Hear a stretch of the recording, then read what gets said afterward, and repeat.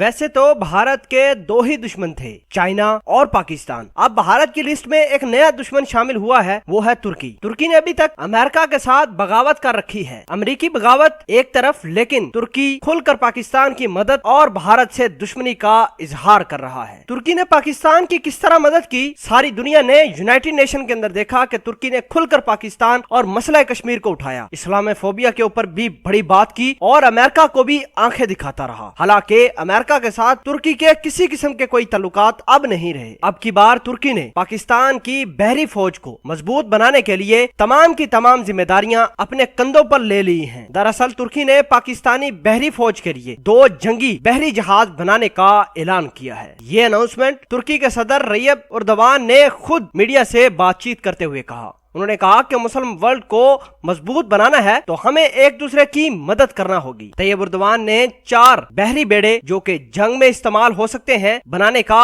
ऐलान किया है और 2 की तैयारी तुर्की के शहर इस्तांबुल में और 2 की तैयारी कराची में होगी। वैसे दुनिया को पता तो चल ही गया है कि तैयब एर्दोगान की क़यादत में मुस्लिम वर्ल्ड किस तरह इकट्ठी है और भारत को तुर्की के साथ पंगा लेना आसान नहीं है। आजकल भारत के अंदर इंतहा पसंदों की जमात का कब्जा है और हर मुल्क के साथ इसकी टसल भी है। चाइना, पाकिस्तान और अब तुर्की तीनों मिलकर भारत को निस्तो नाबूद करेंगे। पाकिस्तान और चीन से मार खाने के बाद भारतीय वजीर आजम पुरआज़म है कि वो तुर्की से भी मार ही खाएंगे और तुर्की के सदर तैयब एर्दोगान ने मुसलमानों का साथ देने के लिए हर तरह की मदद का ऐलान किया है। वैसे तो तुर्की की दुश्मनी किसी के साथ नहीं, लेकिन जब बात आती है मजहब इस्लाम की तो तुर्की मजहब इस्लाम के साथ खड़े होकर किसी भी मुल्क के साथ दुश्मनी मोल ले सकता है, चाहे वो रशिया ही क्यों ना हो। वैसे तुर्की मुसलमानों का वाहिद मुल्क है जिन्होंने रशिया से S-400 मिसाइल सिस्टम भी खरीद रखा है। इसका मतलब यह है कि तुर्की पर रशिया बहुत ज्यादा भरोसा करता है और रशिया को भी बहुत ज्यादा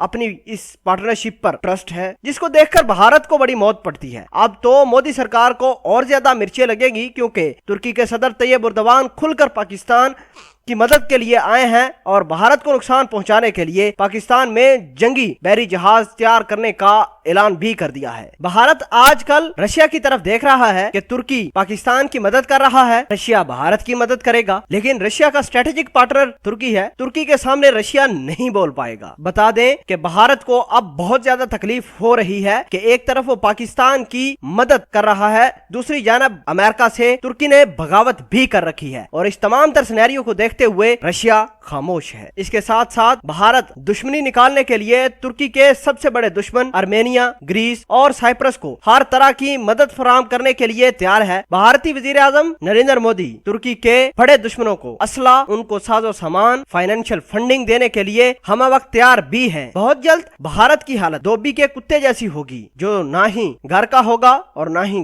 घाट का। मोदी सरकार ने तुर्की से मजीद दुश्मनी मोल लेने के लिए अपने शहरियों को कहा है कि वो मलेशिया और तुर्की जाना बंद कर दें। भारतीयों का मजीद कहना है कि चाइना और तुर्की की अब नजर अरेबियन सी के ऊपर है। नाज़रीन ग्रामी, भारत को किस तरह तकलीफ हुई आपको मैंने आगाह किया। आप इस पूरी वीडियो के बारे में क्या कहते हैं कमेंट सेक्शन में अपना इजहार ख्याल जरूर पोस्ट कीजिएगा। जज़ाकल्लाह।